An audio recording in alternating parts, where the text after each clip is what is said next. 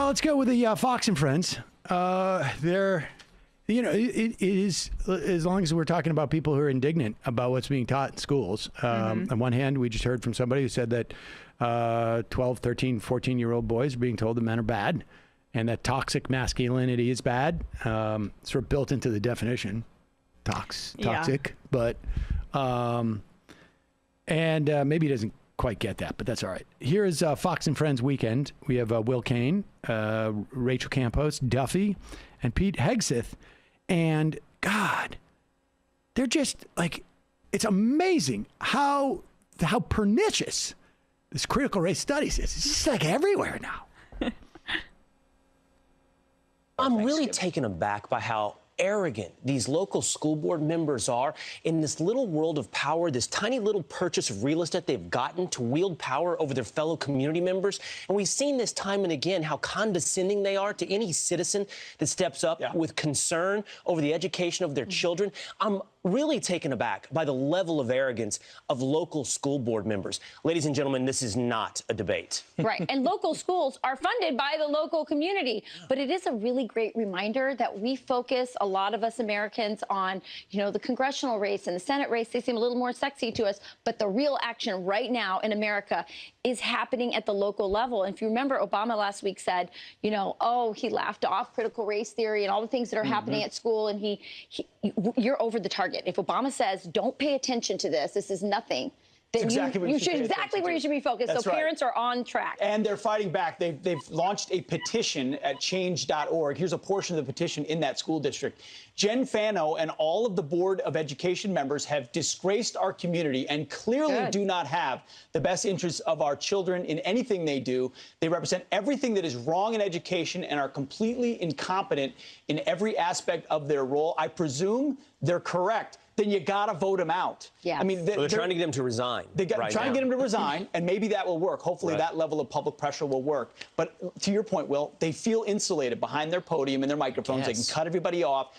And all the incentives from the NEA to the teachers' unions, even the PTAs, which are captured today, are to go woke, to go in that direction. That's the easiest path until the public is exposed to the fact that Thanksgiving is gone. It's now holiday day off number 14. It's so bad. It's so crazy. Orwellian. Take a moment and insane. step back. You're telling me we have to go to day 34, not Thanksgiving. Yes. That's not Thanksgiving, not Memorial Day. By the way, they are the people demanding this are a small minority. That's right. And they don't want to hurt those people's feelings. But what about all of our feelings? Like, does anybody care about us? Do we care enough to protect our history? That's right. And our traditions. And that's what's at It's a stake. cultural revolution. Make no go. mistake. Yep. Yeah, absolutely. Are they trying to cancel teachers? They're trying to cancel teachers? Trying to cancel PTA members. They're starting the war on Thanksgiving a little early, don't you think? Starting the war on Thanksgiving, but really what's going on here is a couple of things. That there's the right wing is starting to fund a lot of school board. They're doing national fund. Bingo. Happens at the local level. That's their little Bingo. get the. And this is the way that they're going to. That's how it works for them. This is how they're going to raise money for it. That's part of it. But they're also tying it into this idea that they're trying to get rid of our heritage. This is like, you could draw a straight line to this, to the Confederate flag, and there is a big panic, I think. It is one thing to say that they're going to be able to control our federal government for years to come, perhaps based upon this voting stuff. But what they won't be able to control is that they're losing the culture war.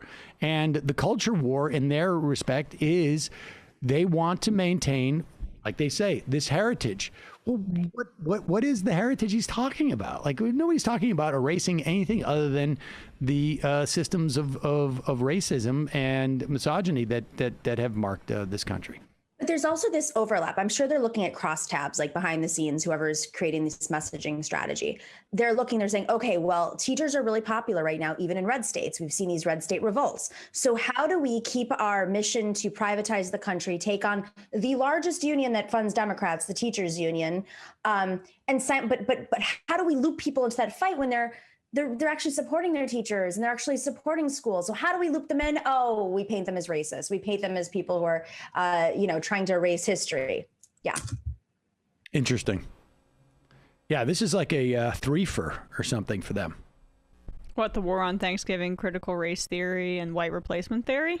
Well, the war on Advertising. holidays now. They could just slot that in. No, That's I mean they were that's a starting forefront. that in the fall, right? Like that's the yeah, it's right, exactly. Wait, what was the fourth? I don't know. Their strategy of just like privatizing public schools. Right. There we go. Boom. Boy, Will Cain. Boy, The real goal. I when I see that guy, like I knew him years ago at at CNN, I would run into him and geez, I've known actors who I feel are less committed to what they're doing than that in terms of generating boy.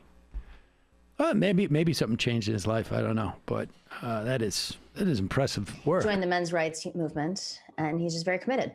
I think it comes with a haircut, maybe.